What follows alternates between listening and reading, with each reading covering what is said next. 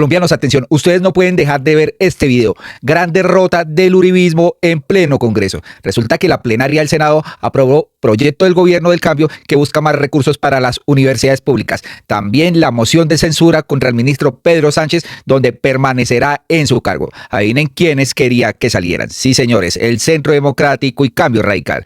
Mientras que en cuestiones del proyecto del gobierno del cambio, con los recursos de las universidades públicas, pues también ganaron los estudiantes. Adivinen quién no quería estos recursos. Pues el proyecto de ley pasa ahora a 2 debates más en la Cámara de Representantes. El primero en la Comisión Sexta y el último en plenaria. Si no se requiere de conciliación, pasaría a sanción presidencial. Esperemos que no lo dilaten, ¿no? La plenaria del Senado aprobó este proyecto de ley del gobierno del cambio y, radicado por el Ministerio de Educación, transformaría el financiamiento de la educación superior pública en Colombia. Una vez se surta todo el proceso legislativo, las universidades y las instituciones técnicas profesionales, tecnológicas y universitarias estatales recibirán recursos de acuerdo al incremento del índice de costos de la educación superior ICES, así como asignaciones adicionales para su funcionamiento. Pero se presentó tremendo debate en el Congreso, donde adivinen que Ciro Ramírez y la señora Paloma Valencia no querían que se diera este incremento porque alegaban de que ¿cómo así? Si el Estado va a estar desfinanciado, ¿cómo se va a destinar recursos para la educación? Hay que destinarlo para otras cosas. Nosotros ponemos de ejemplo, para los sueldos millonarios que ellos tienen, ¿no? Pues se jodieron, señores, y aquí esto no les gustó al Centro Democrático. Vamos a ver tremendo debate. Gracias, presidente. A ver, si me pueden poner atención. Vamos a comenzar a votar la propuesta del gobierno, que es la de la subcomisión de los congresistas que están apoyando la propuesta del gobierno. Artículo 2. Hay una propuesta alternativa que ha venido liderando la senadora Soledad Tamayo y el senador Guido Echeverry, que fue rector de universidad pública y conoce esto más a profundidad que el resto. La acompañamos también los senadores de la subcomisión, como la senadora Paloma Valencia y quien les habla. ¿Por qué proponemos una alternativa? Todos estamos de acuerdo en el artículo 2. ¿Por qué proponemos una alternativa y les pedimos que votemos esta alternativa y neguemos la del gobierno? Todos queremos que vayan más recursos a la educación, eso está listo. También la alternativa quiere decir eso.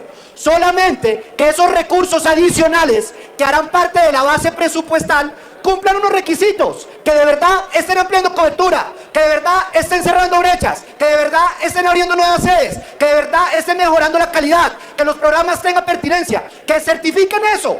Porque si una universidad se le da más recursos, ya el próximo año no se le puede bajar, y el siguiente, y el siguiente, y el siguiente. Eso va a perjudicar a la misma universidad pública, a la educación. Y lo que pedimos solamente es que si va a ampliar cobertura, pues certifique que amplió cobertura, no que se gastó la plata mal gastada.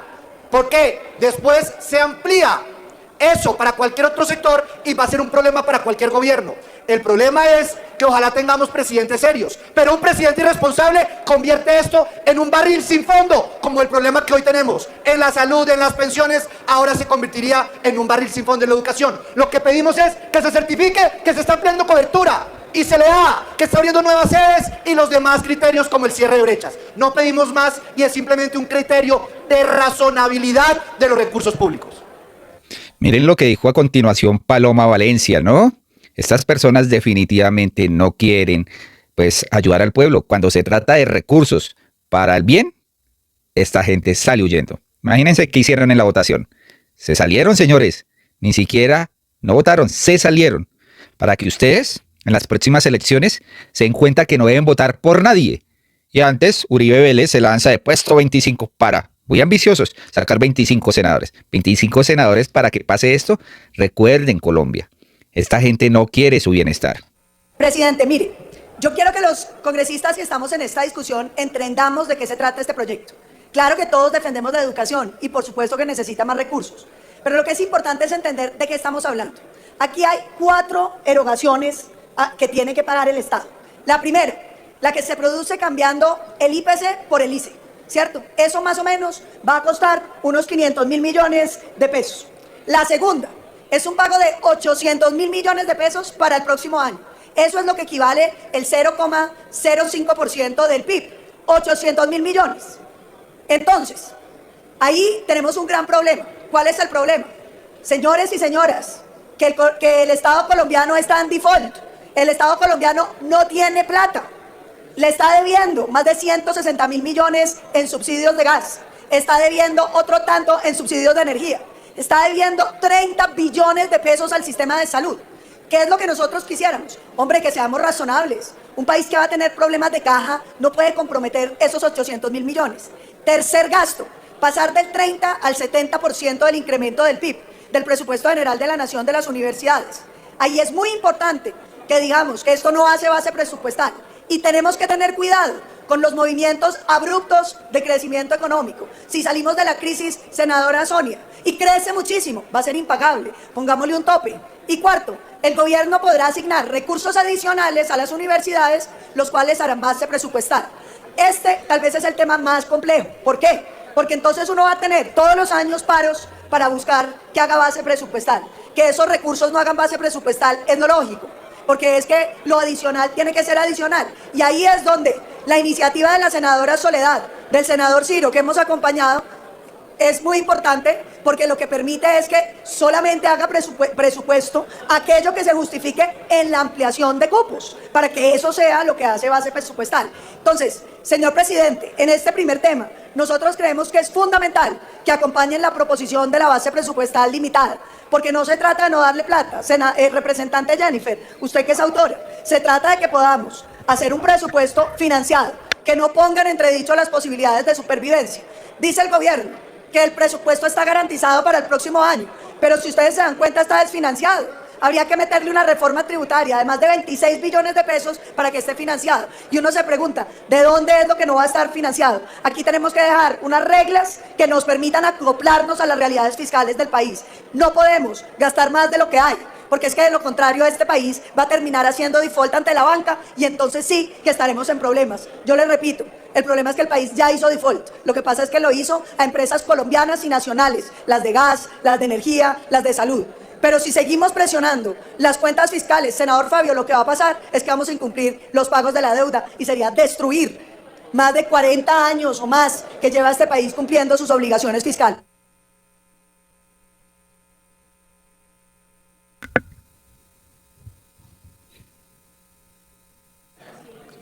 30 segundos para que termine, por favor. Lo que pedimos, señores congresistas, es demos la plata con unos criterios que permitan que el país responda a las realidades fiscales, hoy muy precarias. Hoy es Colombia un país quebrado. No nos pongan a gastar lo que no tienen, porque después las deudas van a ser impagables. Muchas gracias. La señora no quería que se diera este avance, ¿no? Hicieron todo lo posible para que no saliera este dinero ni se programara. Habrá que encontrar la forma, claro, de financiarlos, pero no el decir que no hay la plata para hacerlo. Y aquí el senador Carlos Chacón justifica, pues, el proyecto de ley, ¿no? Gracias, presidente. Este Congreso de la República, a través del tiempo, siempre, sin importar los partidos, ha defendido la educación superior y ha defendido la educación superior pública, la que le corresponde defender especialmente al Estado para defender a la gente más humilde. La gente más humilde de este país va a dejar la educación superior pública, que además recuerdo, fue una creación, una lucha de los liberales a través de la historia. Les recuerdo además que el CRE para la educación superior, presidente, en donde estuvimos nosotros, generó más de 2,5 millones para la educación superior hace unos años, pero siempre con un problema, y es que nunca se ha generado el recurso para la educación superior en este país pública, siendo una obligación la base presupuestal.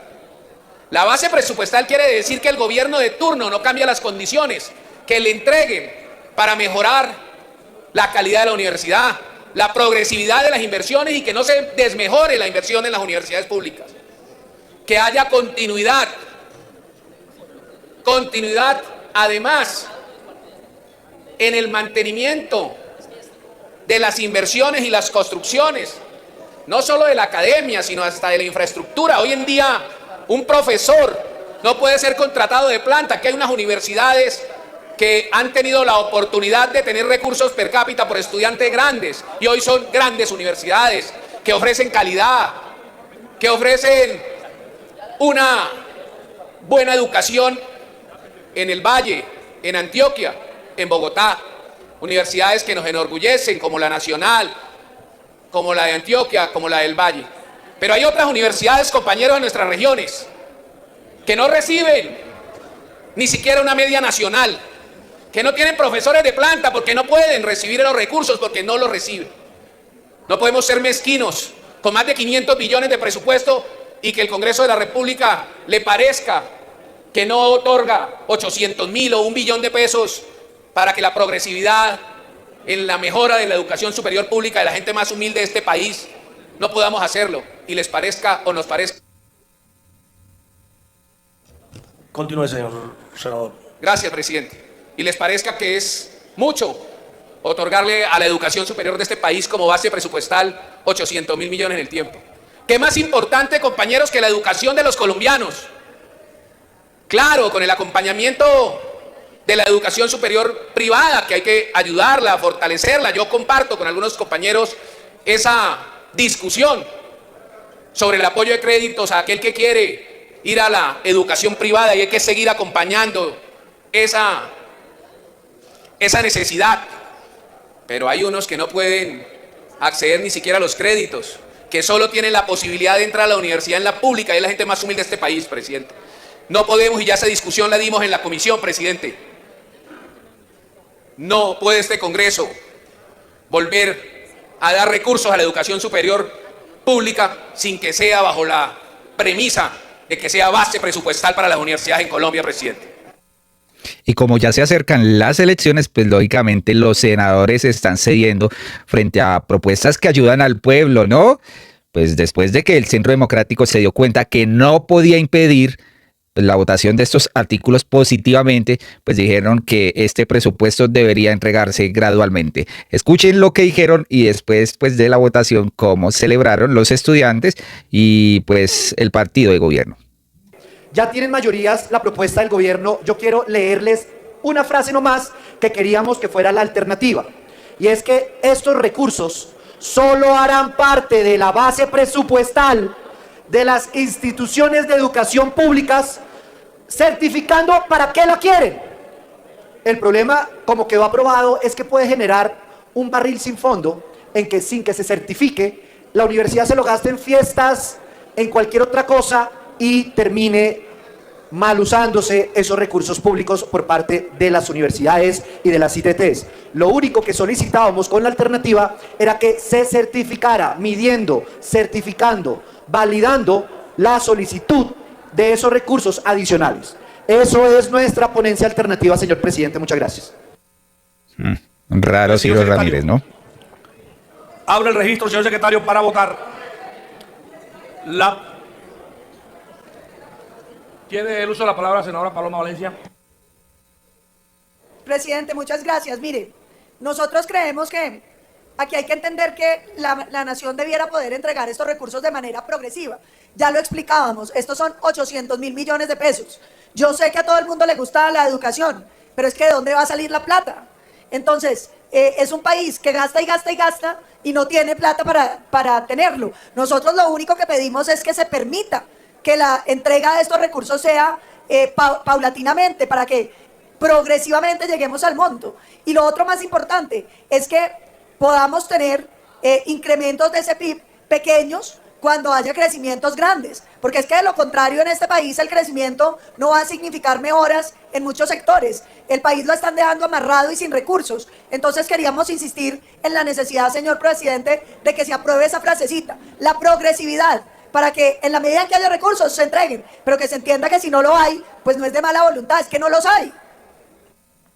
Eso fue lo que dijo Paloma Valencia. Acto seguido se inició la votación y salió pues aprobada esta ley desde el Senado. Ahora faltarían los dos debates ya en Cámara, ¿no? En la comisión y finalmente en la plenaria. Y pues sí, la gente celebró, señores. Y ya cuando esto pues se celebraba, señores, aquí el ministro de Educación, Daniel Medellín, pues dijo ciertas palabras, ¿no?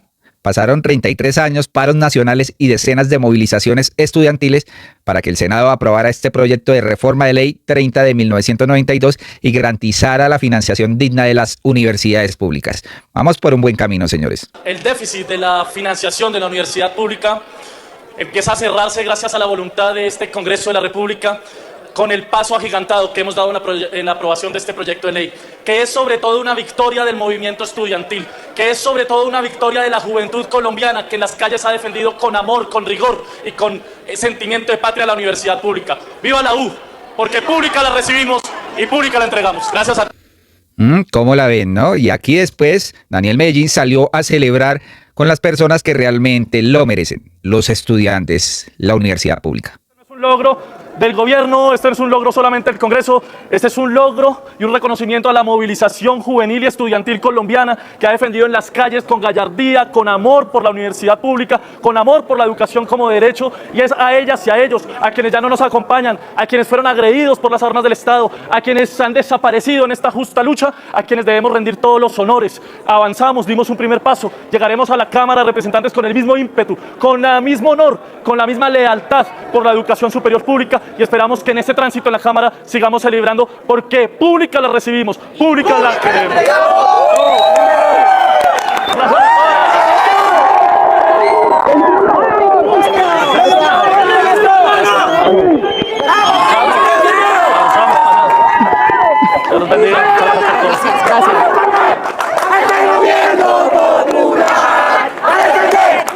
¿Cómo les parece, señores, la celebración? También se dio la celebración de algunos congresistas. Esto fue un triunfo para la educación pública con 60 votos a favor y la ausencia del Centro Democrático. Aprobamos en el Congreso el proyecto de ley que garantiza mayor financiación para la educación superior pública en Colombia. ¿Cómo les quedó el ojo, uribistas? Bueno, con 60 votos a favor y 0 en contra y con la ausencia plena del Centro Democrático, logramos otra victoria para el movimiento estudiantil, que es garantizar la financiación decente de la educación superior para mejorar cobertura, bienestar, calidad, un logro para los jóvenes, un logro para la educación, un logro para el país del pacto histórico del presidente Gustavo Petro y del gobierno del cambio. Vamos que avanzamos, derrotados con 0 votos en contra, la oposición, los que se oponen a la educación superior, decente y con gratuidad. No estaban, ¿no? Ausentes, como raro siempre el Centro Democrático saboteando lo que tiene que ver con educación. Nomás miren el plano, señores, aquí totalmente vacío, los del Centro Democrático, había 1 o 2 senadores máximo, la bancada está afuera, señores. 0 del Centro Democrático, no votó ni un senador, pues positivamente esto. Ya se pueden dar cuenta en las próximas votaciones por quién votar y por quién no, ¿no? Ahí los tenemos, señores, tratando de dilatar absolutamente todo.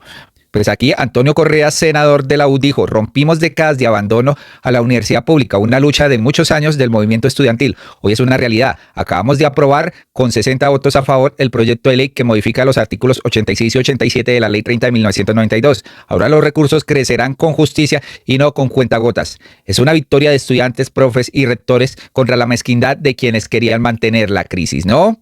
Esto significa un paso decisivo para garantizar recursos estables suficientes para la educación superior pública en Colombia. Otro mensaje de la congresista aquí, pues Mafre Carrascal dijo: claro, yo daré la batalla en plena Cámara de Representantes para que continúe esto y se convierta en ley, ¿no? No querían. Y aquí, pues ustedes se dan cuenta cómo es el Centro Democrático a la hora de votar. No están vacías totalmente sus sillas, miren. ¿Ah? Esos son los congresistas que les pagamos 50 millones para que no den el debate y cuando toque votar, pues se salgan. Otro golpe que sufrió el uribismo fue la moción de censura contra el ministro de Defensa, Pedro Sánchez. Con una votación de 102 votos a favor y solo 20 en contra, pues se demuestra que las Fuerzas Armadas de Colombia están cumpliendo, ¿no? Miren lo que les dedicó aquí el ministro Pedro Sánchez cuando pues se dio cuenta que continuaría en su cargo. El resultado es el siguiente, señor presidente. Por el sí han votado de manera digital 20 honorables representantes. Por el no, 102 congresistas han votado por el no. Y ha sido negada la moción de censura promovida contra el señor ministro de la Defensa, Pedro Arnulfo Sánchez, señor presidente. Una paliza completa, señores, y esto fue lo que dijo el ministro. Hoy, con profundo respeto por la democracia, recibimos el resultado de la votación en la Cámara de Representantes sobre la moción de censura. Este no es un triunfo personal, es un reconocimiento a nuestras fuerzas militares y de policía, a su disciplina, a su sacrificio y al compromiso con Colombia, ¿no? Así como la política de seguridad, defensa, convivencia ciudadana del gobierno, liderada por el presidente Gustavo Petro. Invito a todos los colombianos a que nos unamos por Colombia. Solo trabajando en equipo lograremos enfrentar y superar los grandes retos de seguridad y al mismo tiempo, pues llevar oportunidades y esperanza a quienes más lo necesitan. Seguiremos cumpliendo con la defensa, con transparencia, estrategia y unidad. Cuando Colombia confía en su fuerza pública, avanzamos con contundencia hacia la seguridad y a la paz que todos anhelamos. Estas fueron las palabras. Ha sido negada la moción de censura promovida contra el señor ministro de la Defensa, Pedro Arnulfo Sánchez, señor presidente. Acudo nuevamente a este espacio democrático y en la votación que pudimos observar, este no es simplemente un respaldo al ministro de Defensa Nacional de este gobierno, sino en realidad es un voto de confianza y un reconocimiento absoluto por los 410.000 hombres y mujeres, militares y policías que entregan absolutamente todo por la patria. Y nunca dejamos ni un militar ni un policía atrás. Tenemos aún 7 secuestrados y los vamos a traer a casa vivos, sanos y salvos. Pero lo cierto es que vamos a insistir, a persistir, a resistir y a jamás desistir. Los invito a todos a que nos unamos por esta amada Colombia, que aquí salgamos más fuertes, porque los retos son más grandes y los podemos enfrentar con mayor contundencia cuando vamos unidos.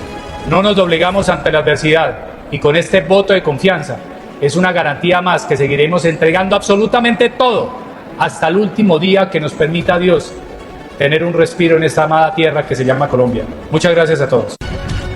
Tremendo mensaje, señores. Lógicamente fue una derrota al uribismo por parte y parte. Una en el Senado y una en Cámara de Representantes. ¿Cómo les quedó el ojo aquí a esta gente? Definitivamente un golpe contundente. Después el ministro en una rueda de prensa dijo lo siguiente. Aquí mostrar o informar más bien que hoy se hizo la votación de la moción de censura. Una votación en la cual se refleja el respaldo no solamente al ministro de Defensa Nacional de este gobierno, sino los 410.000 hombres y mujeres que arriesgan la vida para que esta república permanezca de pie.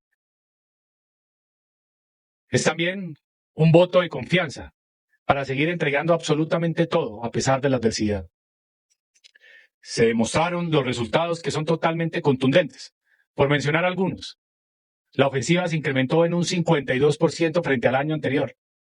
Se neutralizaron 3.315 integrantes. Eso es un 21% más que el año anterior. Se han incautado 700 toneladas de cocaína. Eso supera todos los hitos históricos. Pero no solamente afectando la producción per se, sino quiénes están detrás de ellos y qué está detrás de ellos. Un 24% más de laboratorios destruidos. Un laboratorio cada 40 minutos se destruye. La extradición está constantemente fluyendo y estamos totalmente articulados.